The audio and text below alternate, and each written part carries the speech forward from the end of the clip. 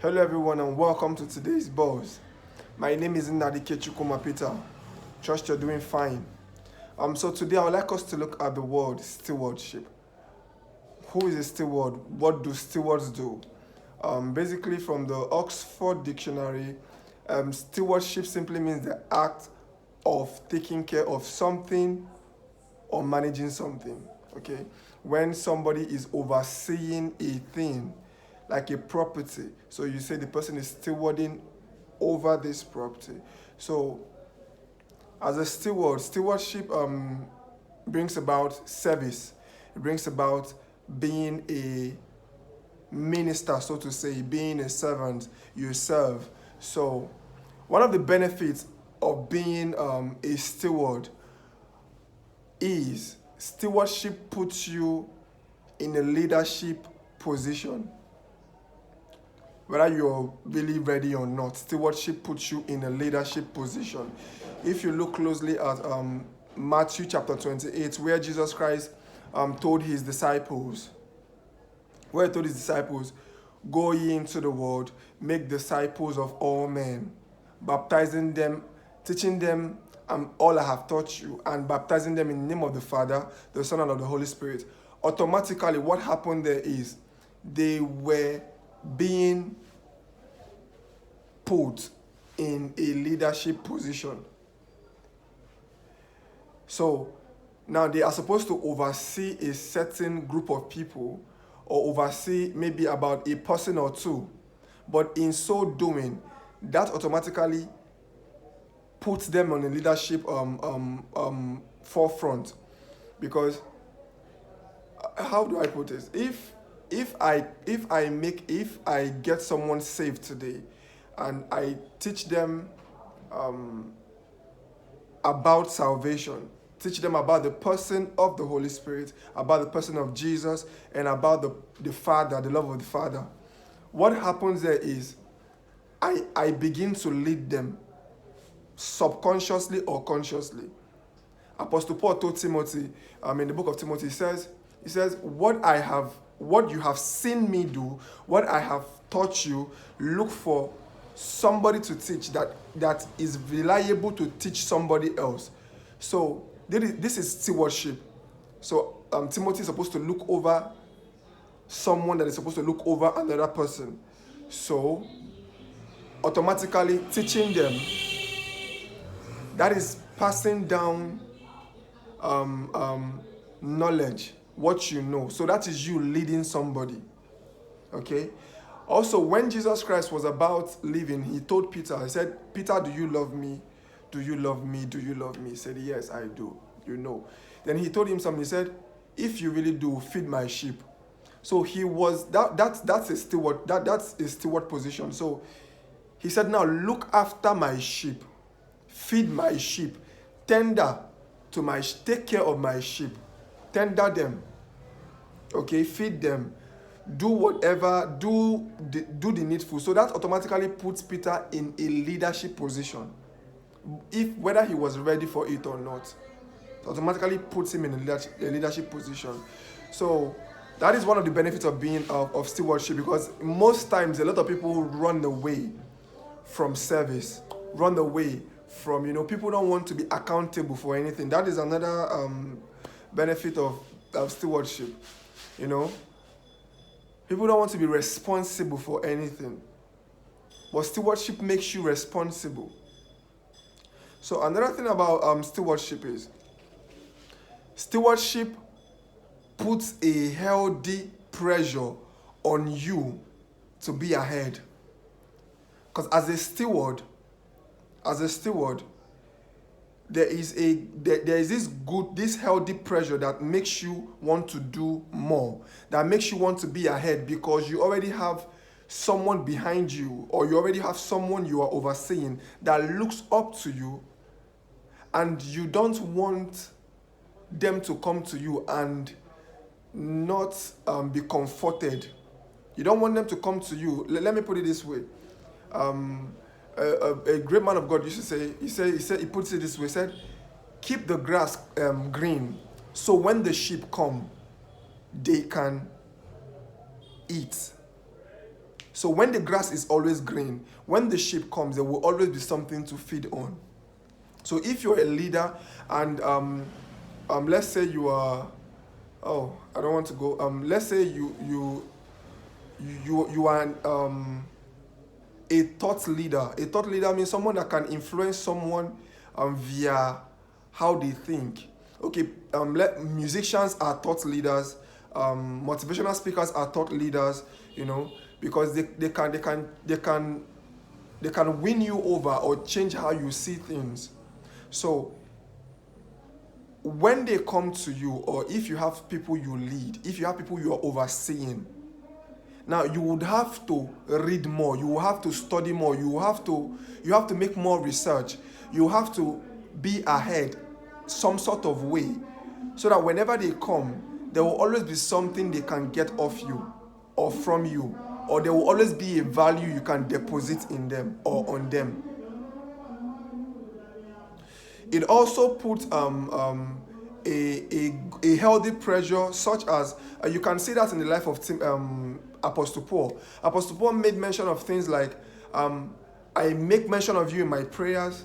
You see, that is a healthy pressure, because when you, as a spiritual leader, he needs to, people cannot listen, or people don't listen to you because you always have what to say, or you think you have a good word to say. But you see, in the place of prayer, he understands that in the place of prayer, you can call people to order. You can bind and lose whatever needs to be loosed in that person's life. So he's doing that spiritually. So a healthy pressure is on him to pray. So you can hear him say words like, I pray more than you all, like I pray in tongues more than you all. Though he was trying to use that word to explain something to them, but he could say that because there is a good pressure on him to stay ahead. So imagine you're not a praying person, but because you have people you need to pray for, you have people coming under you, you have people that you oversee, and you cannot just lead them via your five senses. So you need a supernatural dimension to oversee them. You see, it puts a healthy pressure on you to pray. So Apostle Paul will say things like, I make mention of you in my prayers. I make mention of you in my prayers. He will also urge his disciples, pray for all men, pray for all men in high places and all and all and all. So that's one of the benefits of stewardship. Another thing about stewardship compels your loyalty. Stewardship compels your loyalty.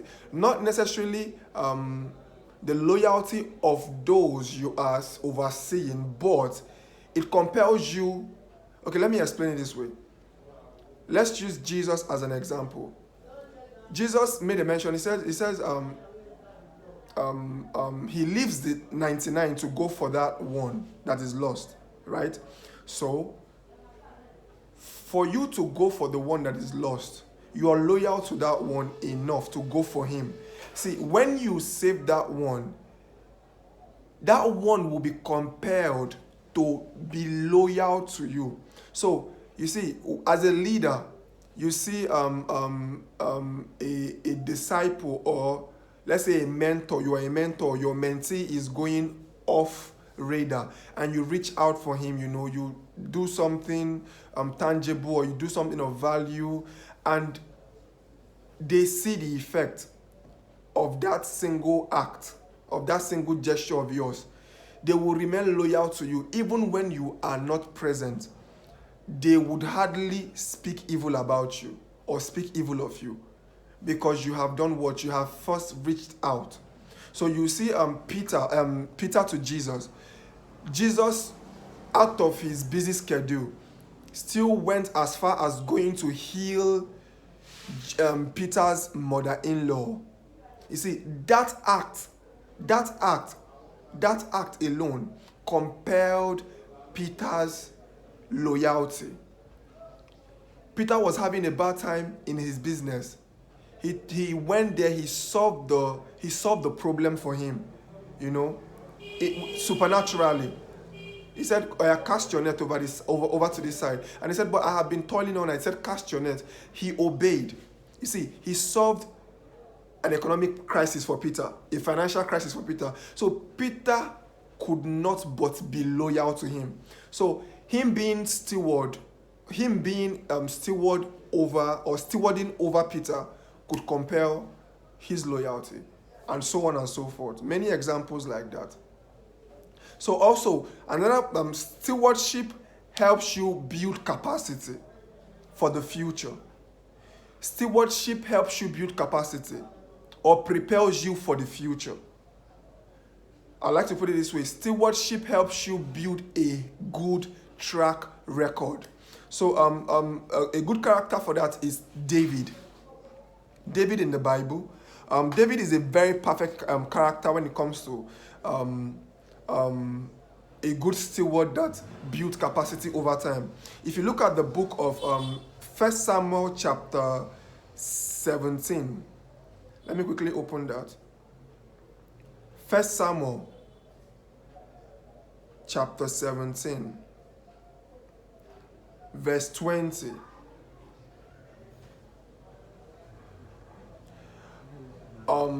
This is David. David has been stewarding over his father's sheep. Okay, he has been looking after his father's sheep in the pasture. Right? Now, a fateful day came where the father asked him to go and deliver food to the brothers. When he got there, in fact, before he left for that journey, what he did first was he looked for someone. In 1 Samuel chapter 17 verse 20, David rose up early in the morning and left the sheep with a keeper. See, he did not abandon the sheep. As a steward, you see, you don't just abandon what has been handed over to you. You are to oversee it, so you are to tend to it. You are to make sure, in case you're not available, it should be in good care, in safe hands. So David made sure of this. You see, he was building a track record. And also when he got to the place, and he heard what the challenge was, that they had, there is this giant that has been preventing, the soldier that has been threatening the soldiers, and all, and so on and so forth. If you know the story, something else happened. If you look at the same chapter, 1 Samuel 17, from verse 34. And David said to Saul, Thy servant kept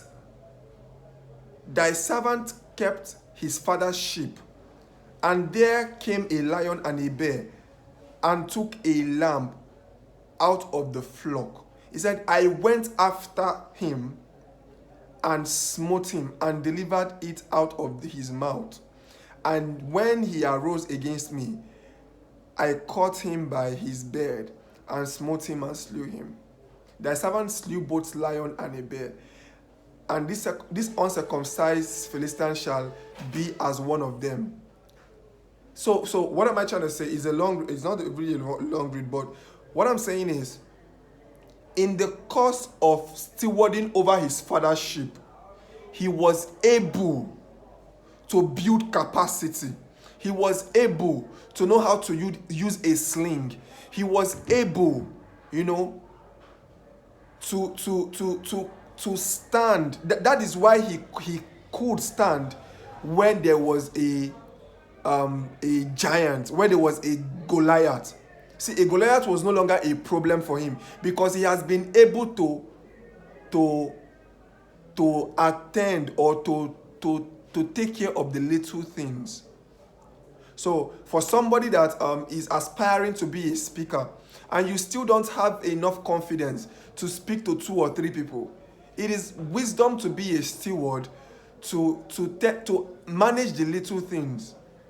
Because it is in stewardship that after building a track record, that when a promotion comes, people would say you don't deserve it.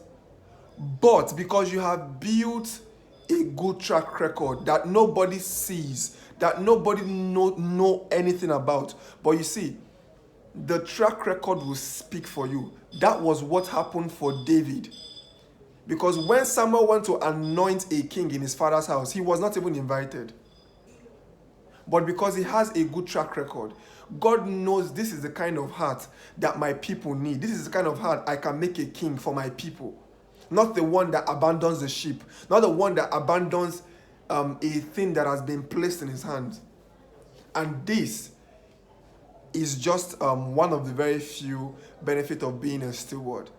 Over time, I trust we can continue, and talk about being accountable, and all. There are so many benefits of being a steward, and I hope this blesses you. See you some other time.